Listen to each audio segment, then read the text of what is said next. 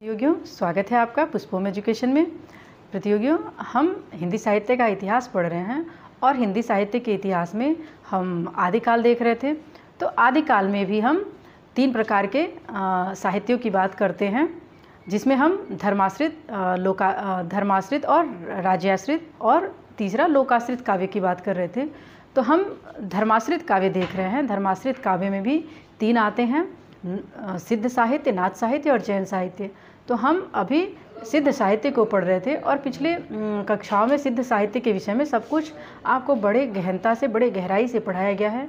एक एक महत्वपूर्ण तथ्यों को सम्मिलित किया गया है, आपको नोट्स के रूप में दिया गया है, ताकि अगर आप परीक्षा में बैठते हैं और सिद्ध साहित्य से संबंधित कोई भी प्रश्न आता है तो आपसे छूट न जाए, आपसे अछूता न रहे, आप सिद्ध साहित्य के विषय में एकदम पूरे मर्मज्ञ बन जाएं। इस उद्देश्य से आपको बहुत ही गहराई के साथ कक्षाएं दी गई हैं। आज उसी सिद्ध साहित्य में हम अंतिम चरण पे एकदम हैं, यानी कि सिद्ध साहित्य में भी हम प्रमुख कवियों को अब देख रहे थे। सिद्ध साहित्य की पृष्ठभूमि, उसका दर्शन और उसमें साधना पद्धति इत्यादि सब कुछ हम लोगों ने देख लिया था। अभी हम क्या देख रहे थे? प्रमुख कवियों को देख रहे थे। प्रमुख कवियों में हम सरहपा को देखे, कर्णपा, लुइपा और इसी तरह और भी कवियों को हमने देखा, जितने भी महत्वपूर्ण थे। कुछ गिने चुने और महत्वपूर्ण कवि रह गए थे, जिसको आज की कक्षा में हम देखेंगे। और इसके बाद हम आज की कक्षा सिद्ध साहित्य की अंतिम कक्षा होगी। इसके बाद हम नाथ साहित्य को देखेंगे, नाथ साहित्य के विषय में पढ़ेंगे। तो यदि प्रतियोगियों आपने पिछली कक्षाओं को नहीं देखा है तो आप पुनः पुष्पोम एजुकेशन चैनल को पे जाइए और वहाँ पे सारी प्लेलिस्ट पड़ी हुई है हिंदी साहित्य के इतिहास की। उस पूरे प्लेलिस्ट को आप फिर से देख लीजिए। नोट्स नहीं बनाए हैं तो नोट्स बना लीजिए, ताकि आपको रिवीजन करने में आसानी हो।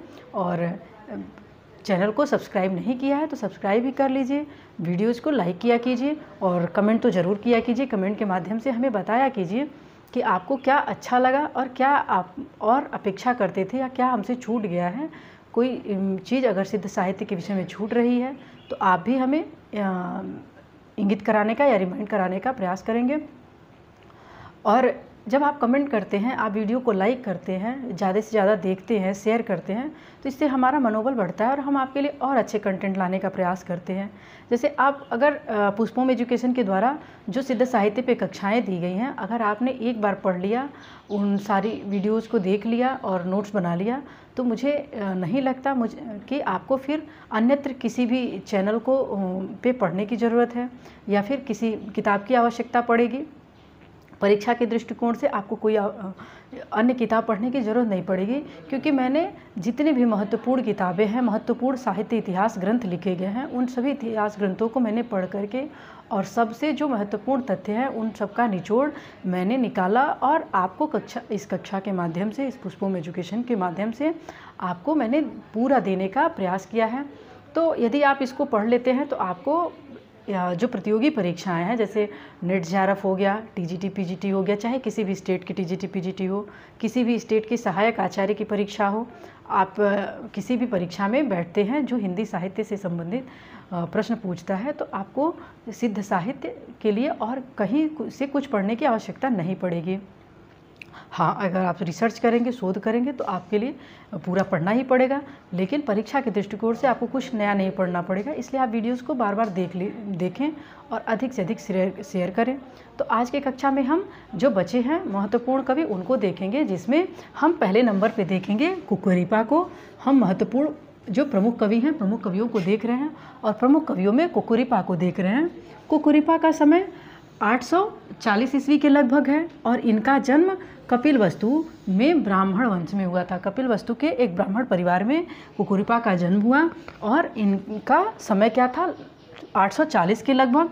और इनके गुरु का नाम चरपटिया है। आप याद रखेंगे, जो प्रमुख कवि हैं उनके गुरुओं का नाम, उनके शिष्यों का नाम आप ज़रूर याद रखेंगे, क्योंकि परीक्षाओं में कुछ भी पूछता है। अगर प्रश्न पत्र को कठिन बनाना है तो आपसे कुछ भी प्रश्न पूछ लेंगे, इसलिए मैंने उन सभी प्रमुख तथ्यों को एकत्रित कर लिया है जिससे आपको कहीं और से कुछ पढ़ना ना पड़े और सारे के सारे जो फैक्ट्स हैं या तथ्य हैं वो सब तैयार हो जाएं आपके। इन्होंने 16 ग्रंथों की रचना की है, 16 ग्रंथों का प्रणयन किया है, जिसमें 2 रचनाएं उपलब्ध मिलती हैं जिसको हम जिसका नाम है, पहले का अक्षर रहस्था है और दूसरा चर्यासार है। कुकुरिपा का जन्म 840 ईस्वी के लगभग, और जन्म कहाँ हुआ? कपिलवस्तु के ब्राह्मण परिवार में हुआ। इनके गुरु चरपटिया हैं और इन्होंने 16 ग्रंथों का प्रणयन किया है, यानी कि रचना की है। और इनकी रचनाएं, जो उपलब्ध रचनाएं हैं, अक्षर रहस्था और चर्यासार है, 2 रचनाएं हैं। फिर दूसरे नंबर पे आते हैं दारिकपा। दारिकपा ये इनका जो मूल नाम था धनदत्त था। ये जब सिद्ध साहित्य में दीक्षित होते हैं, सिद्ध कवियों के यानी कि सिद्धों की साधना को अपनाते हैं, तो इनका नाम क्या हो जाता है? इनका नाम दारिकपा रख दिया जाता है, यानी कि उनका मूल नाम धनदत्त है। और इनका समय भी 840 ईस्वी लगभग है। इनके जो गुरु हैं लुइपा हैं। आपने अगर पिछली कक्षा देखी है तो पिछली कक्षा में जब लुइपा के बारे में आप पढ़ रहे हैं तो लुइपा के बारे में आपको क्या बताया गया कि ये उस समय के सभी सिद्धों में, सभी सिद्ध कवियों में सबसे सर्वश्रेष्ठ माने जाते थे। और इनका जो रहस्यवाद था ये भी सबसे श्रेष्ठ था, भावात्मक रहस्यवाद था। और ये सबसे श्रेष्ठ रहस्यवादी कवि के रूप में सामने आते हैं।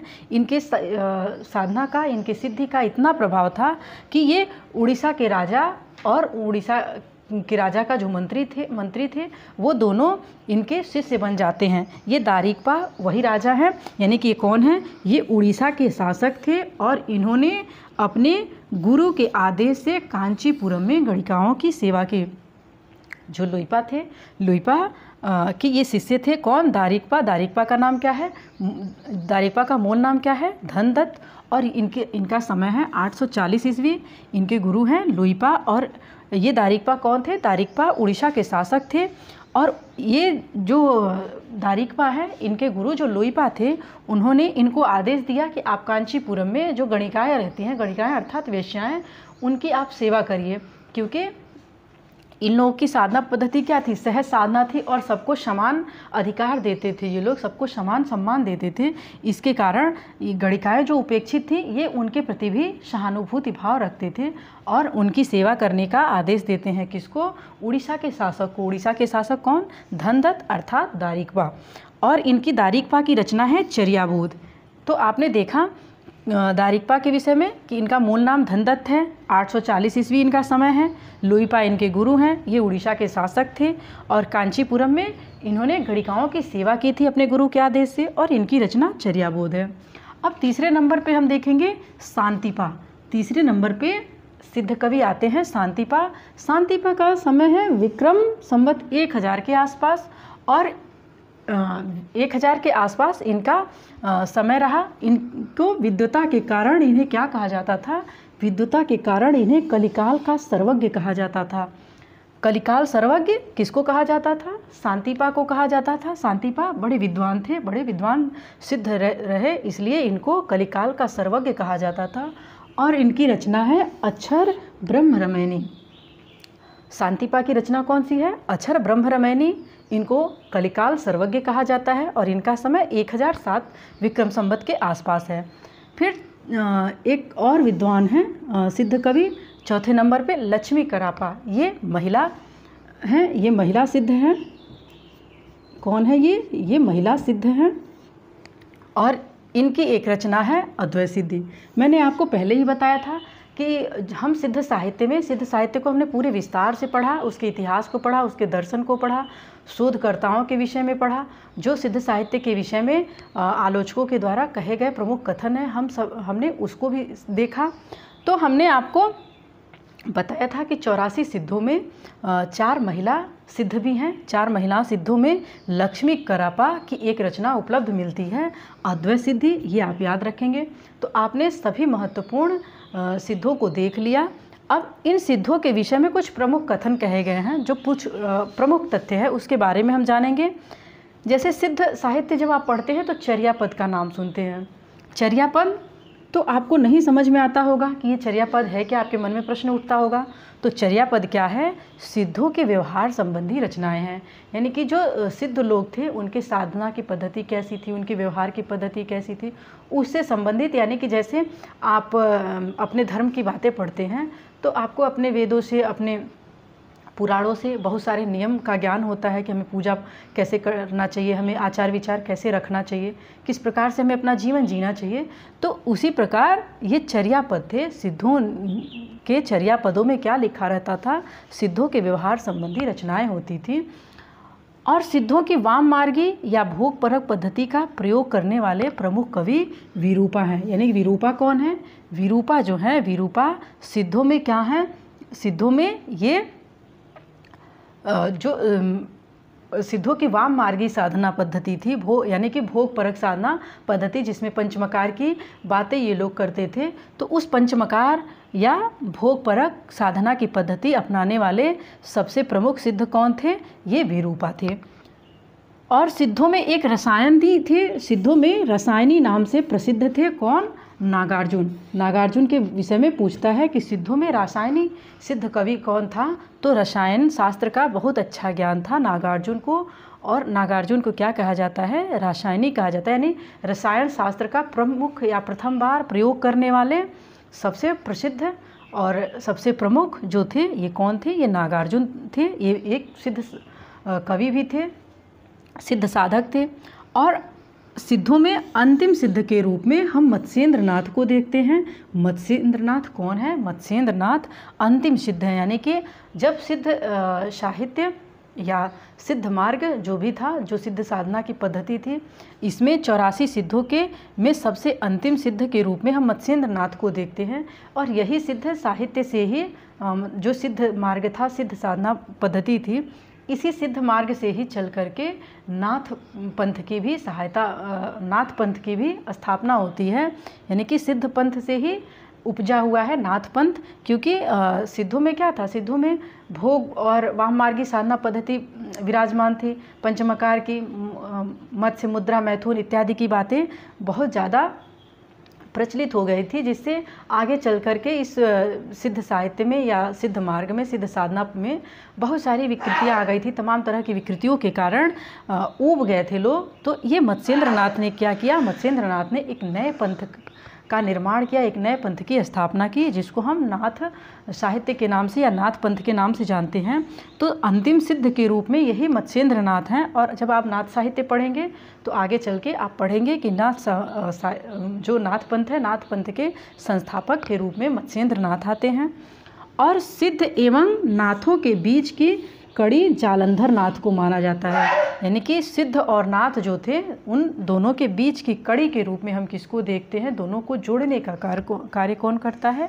जालंधर नाथ करते हैं। ये जालंधर भी अंतिम सिद्ध कवि के रूप में ही आते हैं। हम कुछ और तथ्य देख लेंगे कि सिद्ध और नाथ दोनों में गिने जाने वाले कवि। मैंने अभी बताया ना कि सिद्धों में क्या था? सिद्धों में जब सिद्ध साधना में बहुत सारी विकृतियाँ आ गई तो कुछ सिद्ध उस विकृति को देख करके उस भोग परक साधना पद्धति से ऊब गए। और ऊबने के कारण उन्होंने एक नए पंथ को खोजने का प्रयास किया, एक नए पंथ का निर्माण करने का प्रयास किया, जिसमें कि इस प्रकार के भोग प्रवृत्ति ना हो और आचरण की शुद्धता जिसमें व्याप्त हो, आचरण की शुद्धता ही प्रमुख हो, उसका नाम रखा गया नाथ पंथ। और तो यानी कि जो सिद्धों में थे वही सिद्ध कवि ही बाद में नाथ पंथ में सम्मिलित हो गए। एक नाथ पंथ, एक नए पंथ का निर्माण किया और उसमें शामिल हो गए। इसलिए वो क्या थे? वो दोनों में गिने जाते हैं, जो कि सिद्ध और नाथ दोनों में गिने जाते हैं। तो हम उन कवियों को भी देख लेंगे, जिसमें पहले नंबर पे है मत्स्येंद्र नाथ, क्योंकि इनको अंतिम सिद्ध भी कहा जाता है। और जोड़ने का काम कौन करता है? जालंधर नाथ। तो दोनों पंथों को जोड़ने का काम करते हैं, जोड़ने की कड़ी के रूप में जालंधर नाथ आते हैं। फिर नागार्जुन है तीसरे, चौथे चरपट नाथ हैं और पाँचवें गोरखनाथ हैं। जब कभी आप यदि आप गोरखपुर से हैं या फिर कभी आप गोरखपुर आएंगे तो आप लोग गोरखनाथ मंदिर में इन सभी लोगों के सिद्ध पीठों को आप देख सकते हैं कि गोरखनाथ में इन लोगों की मूर्ति स्थापना या प्रतिमा रखी गई है, सिद्ध उनकी समाधि बनाई गई है। तो समाधि पे ये सारे लोग विराजमान हैं। कौन कौन? मत्स्येंद्र नाथ, जालंधर नाथ, नागार्जुन, चरपट नाथ और गोरखनाथ। तो प्रतियोगियों, आपने देखा कि आज की कक्षा में आपको सिद्ध साहित्य के विषय में जो कुछ भी बचा खुचा था वो सब अच्छे से समझा दिया गया और बहुत ही गहराई से आपको नोट्स भी दे दिया गया है। आप वीडियो को 2-3 बार देख लीजिए, लाइक कर लीजिए, कमेंट कीजिए और कमेंट के माध्यम से बताइए कि सिद्ध साहित्य पढ़ के आपको कैसा लगा। फिर उसके बाद हम नाथ साहित्य को शुरू करेंगे और नाथ साहित्य को भी हम इतने ही गहराई से और इतने ही लगन से पढ़ेंगे, इतने ही विस्तार से पढ़ेंगे ताकि नाथ साहित्य से भी कोई प्रश्न हमसे परीक्षा में न छूटे। तो आज के लिए इतना ही और मिलते हैं अगली कक्षा में और एक नए टॉपिक के साथ, नाथपंथ के साथ। धन्यवाद।